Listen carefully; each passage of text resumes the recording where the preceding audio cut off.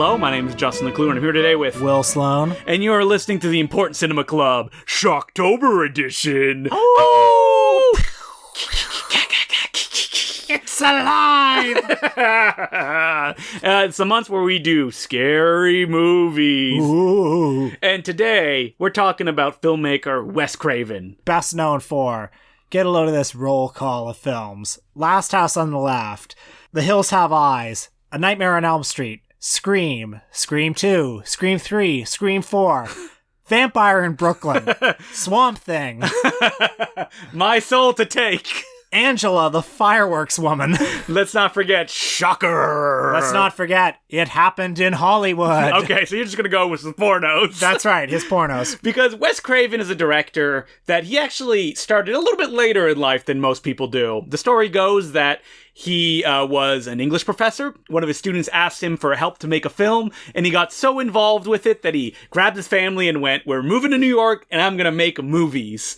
And I'm probably going to make pornography before I make any feature films." He seems to have become a bit of a, hippie long hair type, right? Yes, exactly. Yeah. And he got involved with whatever came his way. He worked as a taxi driver for a long time. And the story goes that he became friends with Sean Cunningham, the producer of Last House on the Left, and who would go on to be the director of Friday the 13th. Before we get into Last House on the Left, I'd like to ask you, what is your opinion of Wes Craven? I like Wes Craven a lot. Okay. I think that he has a very particular look to his films and things that he likes. I will defend his auteurs bona fides, and I have people backing me up because on the Last House on the Left Blu-ray, there's actually a little documentary called The Craven Touch, where a bunch of people try to argue his worth as an auteur. Okay, because you know that I was going to come at you. Yeah, you're going to come at me. He's not an auteur. That he's a journeyman. He's a journeyman. Mm-hmm. And that I think that just looking at his films, there's enough thematic content and things that obsess him per every picture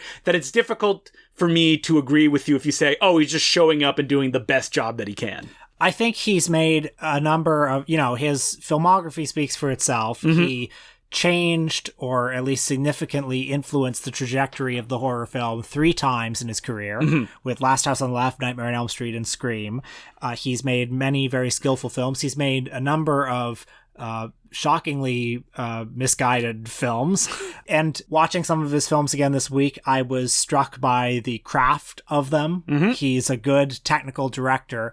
There are worse directors who I have more fondness for because I feel the weird passion of their work. Mm-hmm. And I feel a certain icy remove with Wes Craven. I feel that when you approach Craven's work, beyond the fact that he's a filmmaker who made it for himself, which, as we've talked about before, that's something that we love. Someone that has no opportunities and has to start at the bottom making pornography and working his way up to doing studio pictures. Mm-hmm. And it's also his obsession with the unconscious. Everybody that worked with him says that Wes is a guy, he is able to articulate what he sees in his dreams and the unexplainable in a way that connects with people on a level that it's very difficult for other people to do. And when you see him interviewed, he's clearly the most kind of intellectual or the most ostentatiously intellectual of the masters of horror. He's always talking about ancient myths and very analytical. He's approaching it from a position where he's broken every part down for it to work as a whole for him. And he's considering how his films kind of fit into this broader continuum of the history of horror and how horror has dealt with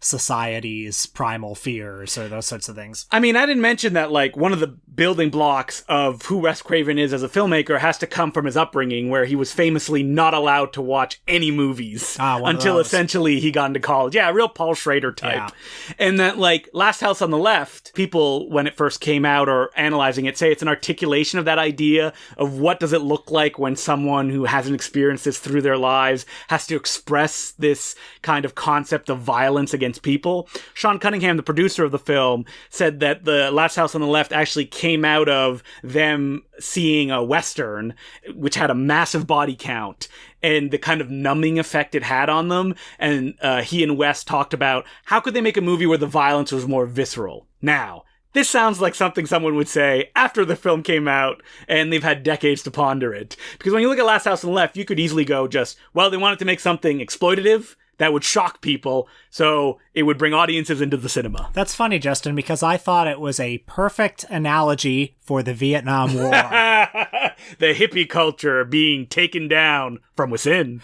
Last House on the Left is one of those movies like Night of the Living Dead, where it clearly wasn't made with any conscious agenda, but because it was made at that time by these people, the troubles that were brewing in society sort of found their way into the movie in oblique ways. Because the artist is dead. It's a subconscious up on screen. For people that don't know what Last House on the Left is, it's a story of two women who go on a trip and are quickly captured by some ne'er-do-wells and are brutally beaten, raped, and then murdered.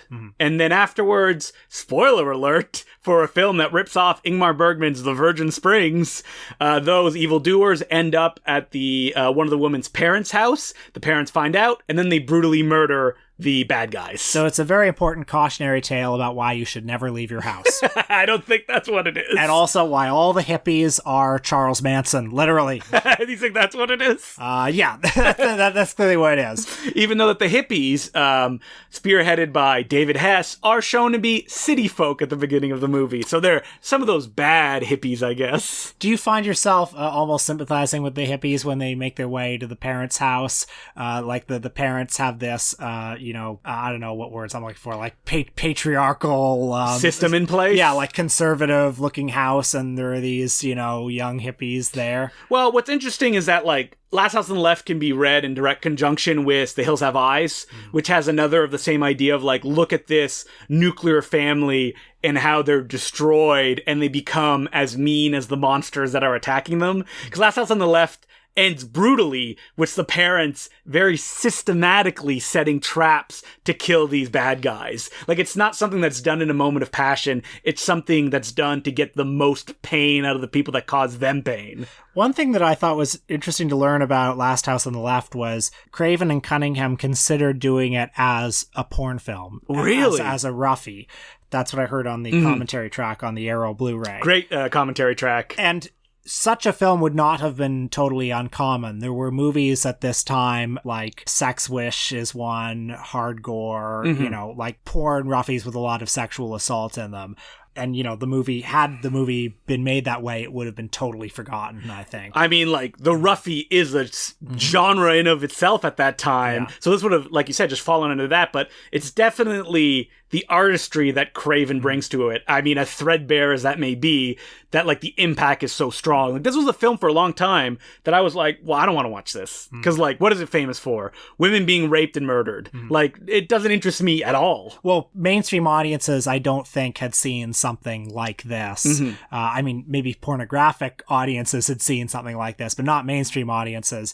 And, when people talk about the Vietnam War in relation to this movie, a lot of it is the fact that, the violence and the upsetting imagery of that war was a daily presence on people's TVs. And so the people who made this movie were angry about the violence they were seeing, and they wanted to show violence in a way that was totally de-glamorized. But I have to point out that I think that one of the reasons that this film is so popular, and one of the reasons that it's derided by first-time viewers, is the tonal shifts between the violence and the comedy cops. Because these aren't scenes that are living separate from each other.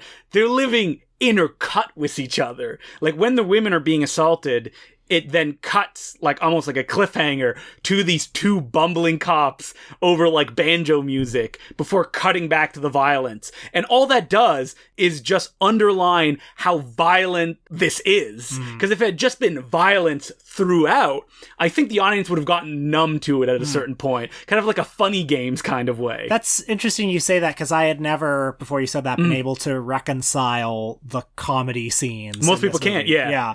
But it's, I think, something that, I don't know if Craven did this on purpose, but the way it's edited almost feels like it is. Like, it's a breather, but it's a breather before someone sticks your head back underwater. Yeah. And because you're drowning, you're like, it's worse, because you know what it feels like. Most mainstream critics, when this movie was released, with the unlikely and conspicuous exception of Roger Ebert, who liked it, but most critics accused this movie of wallowing in sensationalism and being misogynistic in its depiction of the rape and murder of these women. I mean, I think it's pretty clear when you watch it, these critics at the time wouldn't have seen a million interviews with Wes Craven where they would have seen what a kind of smart and articulate man he is.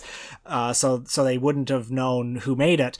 But I think when you watch it, giving it the benefit of the doubt, it's pretty clear that your sympathies are with the women. Yeah, I think that artistically it's very clear in the way that it's presenting the story, whether it even be the murder of the last girl in the film where she like is brutally assaulted and there's just a moment of stillness where everyone is standing around and she just gets up and she just walks into the water and then one of them just shoots her in the back of the head and she just kind of like falls over. There's no like exploitative enjoyment there, I feel. But I feel like a lot of critics might have looked at that and said, well, even if it isn't exploitative, what's the point of putting it on screen? What's the point of putting anything on screen? But like, I don't think this is a film that anyone could watch and be like, oh yeah, this is getting my rocks off, just of the way that it's structured. While you could watch something by Michael Finley and be like, oh yeah, if you're one of those like people who are into that. So I find Michael Finley is nowhere near as good a filmmaker as Wes Craven is.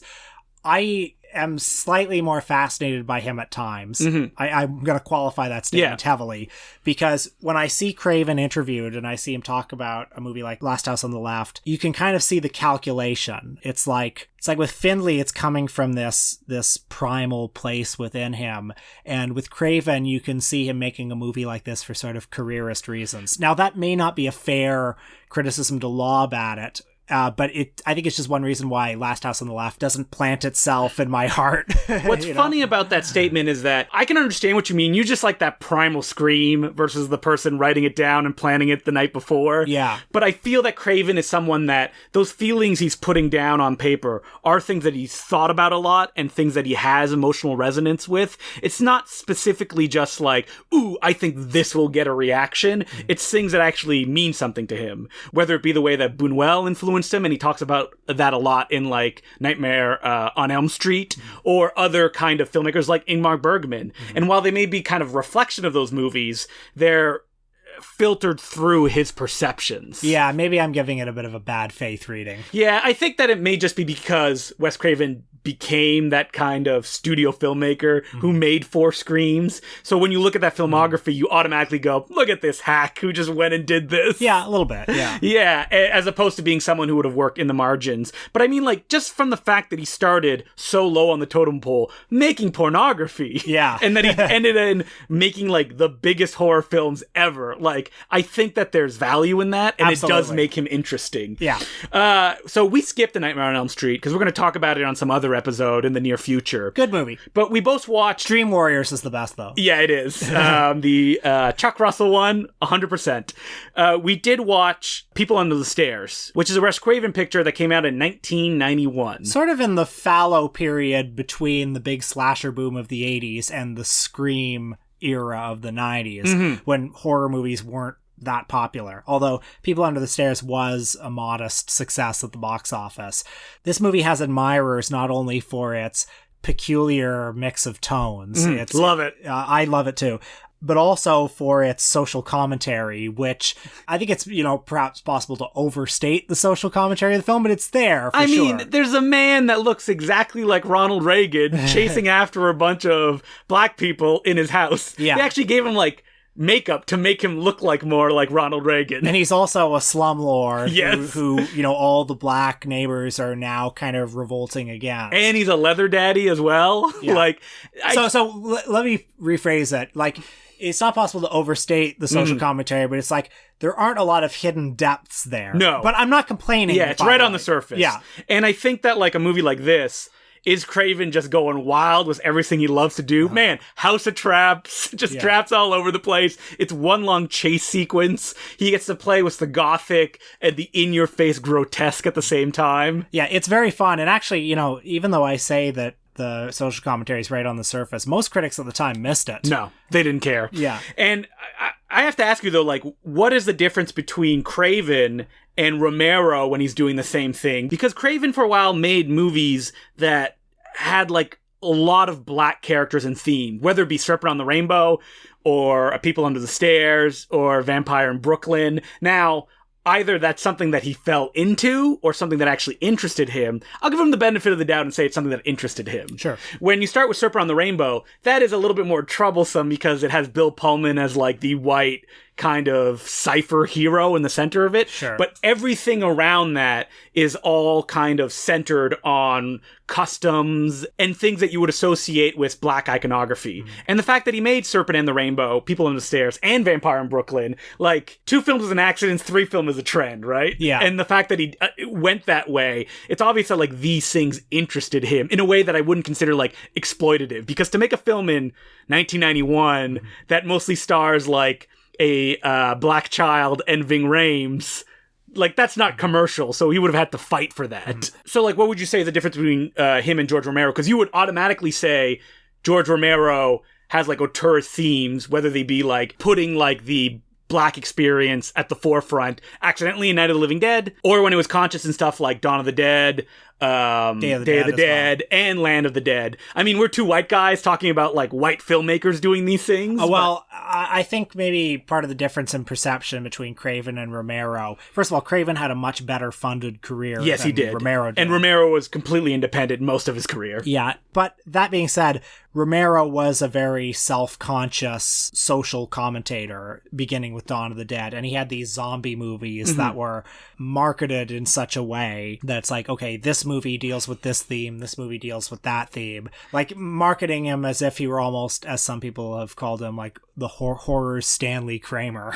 So like, it's almost as if Wes Craven, no one wants to be called the blank Stanley Kramer, but if you eliminated films from his filmography, then you could like more consciously have that idea. Because like Deadly Friend is there and you're like, wait, how does this fit into his kind of journey as an auteur? Well, yeah, I mean, the fact is that Wes Craven's career is also very uneven. So there's some stuff in there that waters it down. Yeah, it's like 2 crappers for 1 masterpiece, I think is how it like evens out. Yeah, we watched Vampire in Brooklyn, which came in sort of a commercial fallow period for both him and its writer/star Edward Murphy. Very close to his breakout hit, The Nutty Professor. That's right. And also a year away from Scream. Supposedly, Eddie Murphy said he had to make Vampire in Brooklyn to make The Nutty Professor, which sounds ridiculous to me. Yeah, right.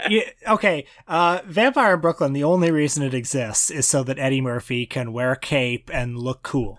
This is a film that was written by his brother, Charles Murphy, and it was given to 2 other screenwriters who completely rewrote it, and then was handed to Wes Craven to direct this big-budget Eddie Murphy vehicle that has a predominantly black cast. There's white gangsters that escaped from John Landis's Innocent Blood, but other than that, like, mostly it's focused on Eddie Murphy and Angela Bassett. Eddie Murphy plays an African vampire who has been sort of chased out of his hometown and makes his way over to Brooklyn, where he has to mate, which I think is unique to this particular screen vampire. Before the moon grows full, or he'll die, because they're the only 2 vampires left. Do vampires reproduce? I don't know. The mythology of this movie is very convoluted, because Eddie Murphy, as the ultimate vampire, can make dogs explode. He can fly. He can shapeshift. Yeah. You know, the crucifix will, of course, make him steam up. And in a comedic fashion. Yeah. So this is, I guess, a comedy horror film. Yes. But both are fighting head-to-head throughout. It's not funny, and in fact, this is in that period when I think Eddie Murphy was not really playing ball with the idea of being a comedian. Yeah, the Axel Foley has grown up period of his life. He mostly just plays it straight and tries to look very cool, and he doesn't, I think. I think he's okay. I think that the biggest issue is the movie around him has no idea what it wants to be. For the first 15 minutes, I was with it. Like, a boat crashes into a dock. Eddie Murphy makes a dog explode with his, I guess, laser beam eyes. He turns someone into a ghoul, which leads to some very painful comedy where one of the characters is losing a hand, an eye at one point. But at the same time, the story with him and Angela Bassett is played completely straight, which is difficult to kind of parse because Eddie Murphy, when he's not in scenes with her, is so over the top, it's difficult to take him seriously. He's mostly pretty mellow, except for one or two, like, wacky comic moments, which look like they were just contractually obligated. Like, oh, it's an Eddie Murphy, so, yeah, okay, you can be cool for most of the movie, but you have to put on a fat suit once. Yes. So he transforms into a preacher who goes off on this long and not very funny sermon about how evil is actually good. So supposedly, because I read an oral history of A Vampire in Brooklyn. Yes, every film now has an oral history somewhere on the internet. That scene had to be completely rewritten because Eddie Murphy would not get out of his trailer because he thought the speech in its original form was too sacrilegious. Wow. And he had to rewrite it so it wouldn't offend his own faith. Eddie Murphy also shows up in another role as an Italian gangster. In whiteface. A street-level thug. And I didn't realize it was him at first. I realized instantly, and I looked. Like, he was talking for a while, and I thought, wow, where did they get this really stereotypical Italian thug? And then I started to think, oh, wait a minute, is it? I liked that performance. This reminds me that you should go check out one of the funniest thing Eddie Murphy has ever done for SNL, which is the White Like Me segment. Very good. So good. Yeah. But as we've been saying throughout, it's a film that doesn't work. Like, it's not something I would recommend. It's something I didn't find too painful. This is a film that the commercial would show endlessly on like those like viewers choice pay-per-view. Exactly. Yeah. And I remember Eddie Murphy being shot and then rising up out of the fog and just brushing off the bullets. What the movie has, and I'll give this to Craven, is fog, which I love, and just a lot of vampire kitsch. Yes. So that's fun, yeah. But it also suffers from, obviously, test screenings and producers going, this doesn't make any sense. Eddie Murphy, 30 minutes in, starts narrating every 10 minutes, and you're like, what the hell's going on? Yeah. Where he's explaining everything that's going on. I think the most successful sequences are the one where Angela Bassett is having kind of psychotronic freakouts and there's like weird stuff happening and she's screaming and running down the street. Like those segments pulled out of the film around it, they work. And it has that Wes Craven kind of physical energy that all of his films have. But as an entirety, skip it. But there were greener pastures ahead for Wes Craven because the following year, he would revolutionize the horror film. He may have been an old man, but he had a hot young cast of Skeet Ulriches and Nev Campbell's and the guy who played Shaggy and Scooby-Doo. Matthew Lillard, you shut your mouth. Yes, sorry, his name escaped me. You didn't even mention Courtney Cox, David Arquette, all the classics. This is where the Cox-Arquette romance began. Every time they were on screen, it just sizzled. I was looking at them on screen and I was like, do you think they've had sex yet? Do you think they've had sex yet in real life? Do you think he has that mustache for real? I hope so. She's like, play your Detective Dewey character in bed. The movie, of course, is Scream.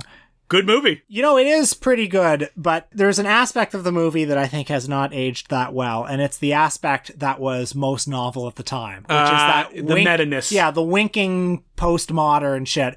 The screenplay by Kevin Williamson, which is in the mold of that kind of like Quentin Tarantino, yeah. Kevin Smith, hyper self-aware, hyper verbose. What's interesting about Scream is that like Craven had done a much more interesting idea with New Nightmare, even though I don't think it's executed as well as Scream, where New Nightmare being about the idea that there's like a demon that kind of influenced the making of Nightmare on Elm Street, and now Wes Craven and the star of the first one, Heather Langenkamp, have to deal with this demon that is taking the form of Freddy Krueger, something that they've only seen in the movies. Yeah, Craven is clearly interested in the role that the horror film plays in society, how it keeps our, I guess, primal fears at bay, or it satiates them in some way. But Scream is just like a good slasher. Like, that's all it is. And I think that the idea that it was a revolution and that it kind of influenced everything that came after, and it did, is what I think people will be disappointed by if they watch it again, as opposed to going, oh, this is just fun. Yeah, and a lot of the reviews of the time, Siskel and Ebert's review or whatever, were so big on praising the idea that, oh, these are characters who know they're in a horror movie and they know all the tropes and the cliches of a horror movie. Well, like... Yeah. I mean, obviously they didn't see Rolf Konevsky's There's Nothing Out There or the classic spoof Student Bodies. Right.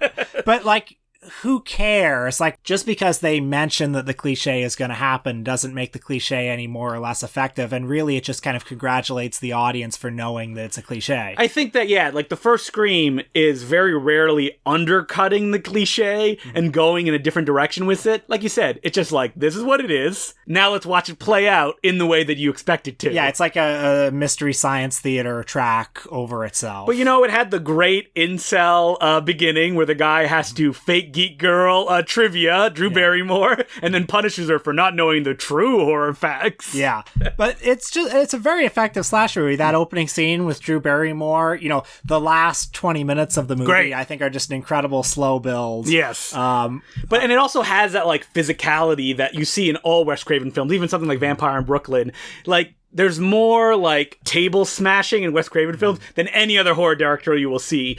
He kind of loves the idea of this ghost face killer being hit and being knocked to the ground. Suspense being generated not by, oh, this guy I can't stop, but by a guy that, oh, he is human, he can be stopped. You hear him groan and get thrown against stuff, but at the end, he still catches you and kills you. It's a good mystery, too, because you never know who it's going to be. Yes. It could be anyone, and there's a sense that anybody could also die, and, you know, even the hero could possibly die, and there won't be a character in the movie that doesn't leave without significant injuries. Yes. So, like, there always feel like there are stakes. Yeah, and I mean, that's very important when it comes to slasher film, and obviously Wes Craven understands that. Now, the other three Scream films, Scream 2's fine. It's fine. It suffers from that, like, the ending leaked while they were shooting, and they had to rewrite it all on set, because they wanted to, I guess, shock people that, like, who the real killers are. Interesting. So wait, what was the original ending? I don't remember. It was, like, different killers. Okay.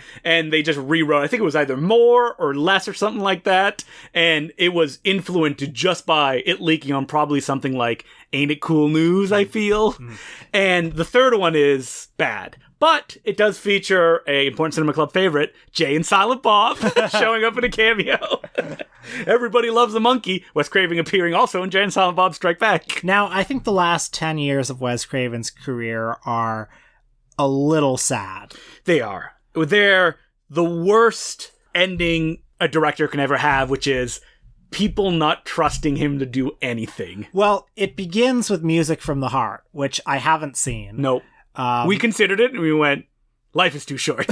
That's his Meryl Streep violin drama, his only non-horror feature film, which got Meryl Streep one of her many Academy Award nominations. Huh, it did. So there you go. A Wes Craven movie got an Oscar nomination. And then, like, give us more Screams. But, well, the presence of that movie on his filmography is kind of like, oh yeah, he wanted to do other things and he couldn't. No, and yeah. that's you can't look at Music from the Heart and not feel a little sad that it was this road that he couldn't take. I remember for seemingly 10 years, he was shooting this dumb werewolf film, Cursed. He had to reshoot it like 3 or 4 times because fucking Miramax wouldn't let it go and they just wouldn't release it. And then it was released and people are like, this is bad, who cares? Well, it was barely released. It got a very half-hearted release. And it's too bad because he is Wes Craven. Yeah, and you should be able to trust him. Give him the goddamn benefit of the doubt. Give us another Scream, Wes. He did Red Eye, which is a good 2-base hit, I think. Yeah, it's fine. Yeah. I remember being disappointed when I saw it in theaters, but I wouldn't call it bad. Solid B movie. I saw My Soul at the Take, the last film that he made, and second last film that he made. I forgot Scream 4. I always think that's the last one, but Scream 4 was the last picture that final retreat. Kevin Williamson is back, baby. No more Ethan Kruger. We got the dream team back together. So yeah, My Soul to Take, you watched it. I saw it at the time and I've totally forgotten it. Now, the good thing about My Soul to Take is that it is bananas. This is not a director showing up and going, I'm going to make a slasher film for the kids. Hopefully it'll make some money and then I can do my other, like, Meryl Streep musical drama again. This is a guy who, it's written solely by him, and it's the story of a man with 7 personalities is a murderer, and on the night that he is finally taken down by the police and killed, his soul goes into the bodies of 7 babies that are all born at the same time. And now these 7 babies are each being killed one by one, and one of them is absorbing their souls and gaining their abilities and skills. I'm making it sound way more interesting than it actually is. But it's Wes Craven just striking for the fences, writing dialogue for teenagers that I don't know if he wanted it to sound real because it sounds like Heathers, because it's like so stylized to the point like, wake up and smell the Starbucks.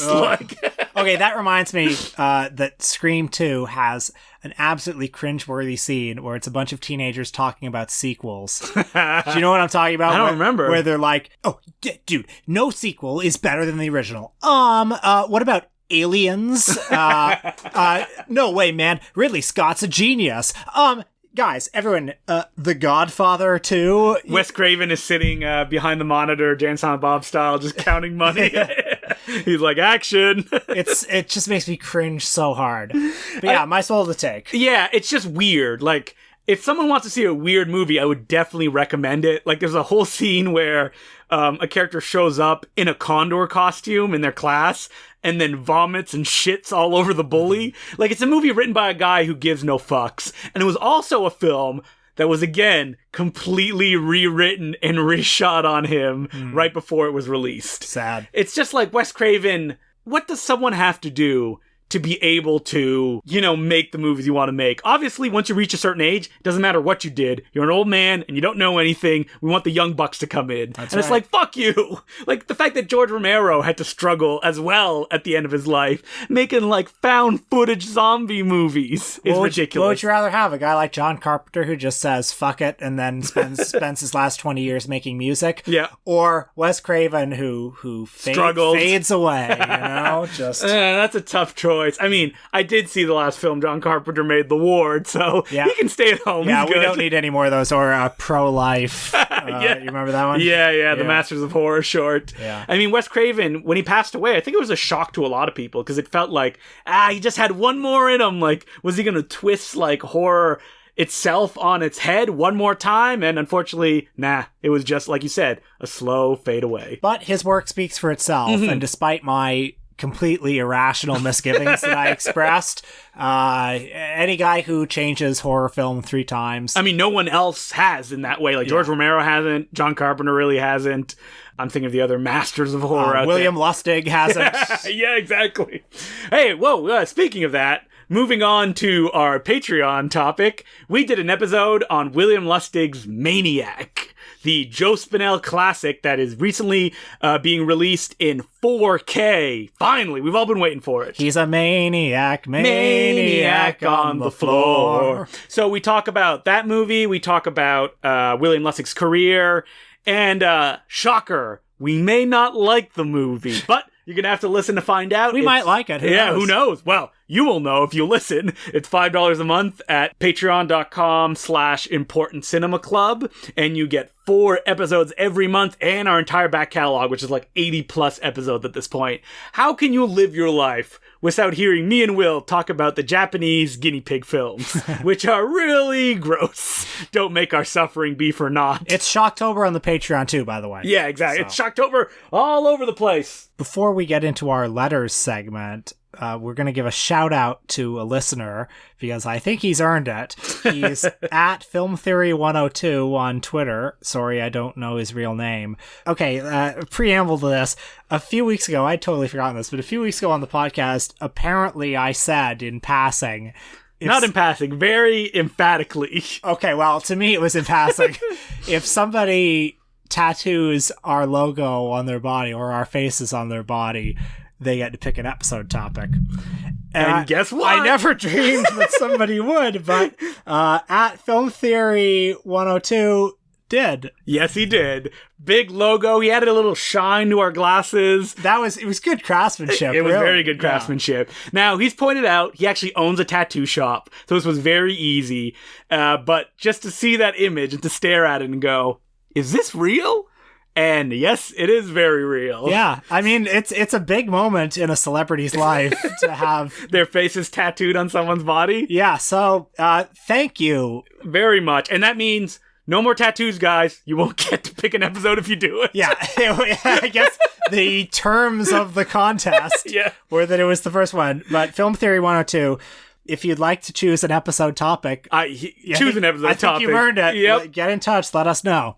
So, as per usual, you can email us at importantcinemaclubpodcast@gmail.com. And our first letter is from Stephen Vag.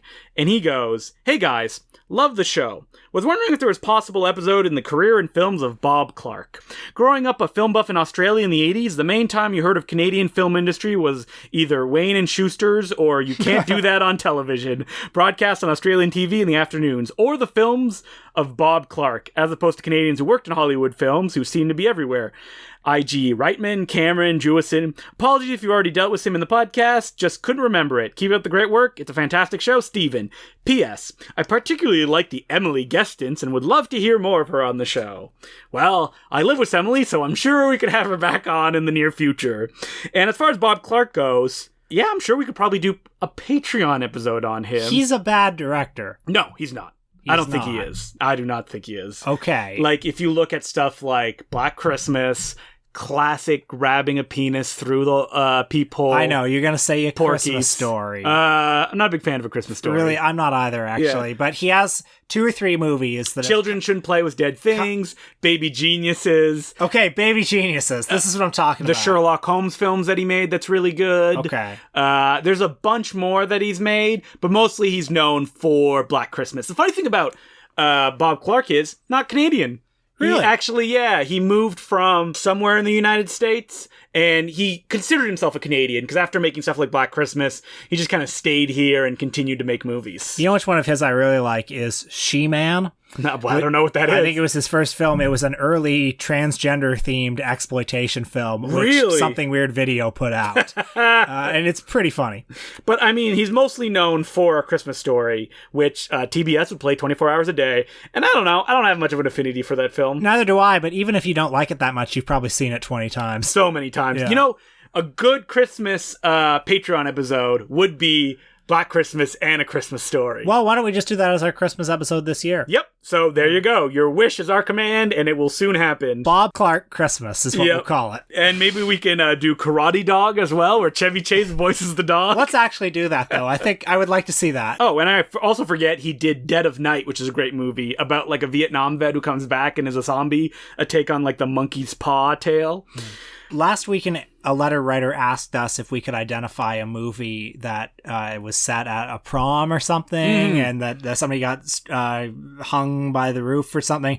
I didn't know what it was. Justin didn't know what it was. But listener Eddie Averill tweeted at us that he thinks the movie in question is Class of 1984. So, person that asked that question in a letter, tweet us and let us know if it is true or not after watching the movie. And even if it's not, Class of 1984, great movie. Good Canadian film as well. What's next week, Justin? Next week, we're doing your favorite actor who played the Wolfman, Dracula, the Hunchback of, I guess, the Notre Dame. So, Lon Chaney Jr.? Nope. We're going to be doing Paul Naschy, the Spanish superstar. And if you're like, wait, who's Paul Naschy? It's, like I said, a guy who played every monster under the sun, and he did everything. He wrote, he directed, he starred, he played multiple monsters in the same movie. He had a very prolific career. What should we watch? We're going to be watching Frankenstein's Bloody Terror, which is a repackaging of one of his werewolf pictures that has no Frankenstein in it. And we will also watch Inquisition, which is considered one of his better films. And, I don't know, The Werewolf and the Yeti, the one where he fights a Yeti in the mountains, which somehow made it on the Video Nasty list. Okay. So those 3 pictures, probably more. I mean, Dracula's Greatest Love is really fun, but I've already seen that one, so I'm not going to watch it again. I know virtually nothing about Paul Naschy. I've seen Frankenstein. No, what was it called? Werewolf Meets the Vampire Woman. Yes. Which I remember thinking was boring. I feel that may be a feeling you will probably feel again watching these movies. Okay. Because, it's a particular flavor, but it's one that I'm very excited to discover. There's a book by Troy Howard called Human Beasts, the Films of Paul Naschy, that I will definitely try to read cover to cover so I come informed. So that's our episode next week. Until then, my name's Justin Kloop. I'm Will Sloan. Thanks for listening. Boop, boop, boop, boop, boop, boop. Welcome to Justin's Recommendation Corner again. And Will, as well, if you have anything to recommend. I'll think about it. But today, I have a new book hot off the shelves, aka it was literally put up on Amazon to be self-printed and sent to your door. And it's a book called Analog Nightmares, the shot-on-video horror films of 1982 to 1995 by Richard Mogg, who's also a filmmaker who made Massage Parlor Murders. I'm not familiar with it, but other people that I know are. And so this book, I just read a few pages of it on the Facebook group, and I instantly fell in love. I was like, wow, this guy said that he spent 7 years writing this book. No one would publish it because it's like almost 500 pages. So he did it himself. And just flipping it open right now, an interview with David the Rock Nelson. Oh, my man. Now, so we've talked about kind of like shot on video stuff before and the aesthetic that is different from anything else. Yeah. And it's one that over the years I've fallen in love with. I was very dismissive at first, being like, why would I watch this movie? You know why you were? Because you were too close to it at the time. You think so? Like, we've moved far away from the era, or far enough away from the era of sort of camcorder movies that it's now obsolete technology, and therefore we can kind of see the beauty in it more easily. Because I always thought that it was because I wanted all the movies to be a particular way, and when they weren't like that, I was like, not interested. There's probably something to that as well, yeah. But now that I look at those, like, locked off shots done by people who are not actors, and it's just beauty to me. It's like folk art, yeah. And so this book, and what's really surprising about this subject, is that no book like has really been written about it in a comprehensive fashion. And this is the first one I can think of that really tackles it. And I haven't finished it yet, but I've read about 200 pages. And it's not only a historical survey, each chapter, because it's going chronologically, gives you a little bit of background on how these movies came about. It's also an encyclopedia of these films, written in a very approachable style, broken up with interviews with the filmmakers who made these pictures. And like, there's a part that was written kind of as an oral history of the director of Blood Lake. Almost brought me to tears reading it. Oh. Like, this is like the kind of stuff that not only have you not read, but shows a passion of people that like, this was important to them. They had no money. They did it. They were somehow in a place where it could get out in the world, get on the video shelves in a way that it can't anymore. And because of that, it's kind of been frozen in history, but kind of forgotten. And thanks to books like this, you can finally read about it. I can guarantee you that if you get this and you crack it open and flip through it, you will not know half of the movies that are written about here. So I highly recommend it. That's my recommendation for this week, Analog Nightmares. You can get it on Amazon.com or Amazon.ca. Shot-on-video horror movies, or any shot-on-video movies, are like this Wild West. It's like there has been no real attempt to like canonize them. Figure out what the canon is. So yeah, the minute you mentioned this book, I ordered it instantly. Because like it hasn't existed. And I know that this book actually beat the Bleeding Skull guys, who are like the go-to guys when it comes to talking about this. They're writing a book on like the 90s kind of shot on video movies, because they did one that was mostly the 80s.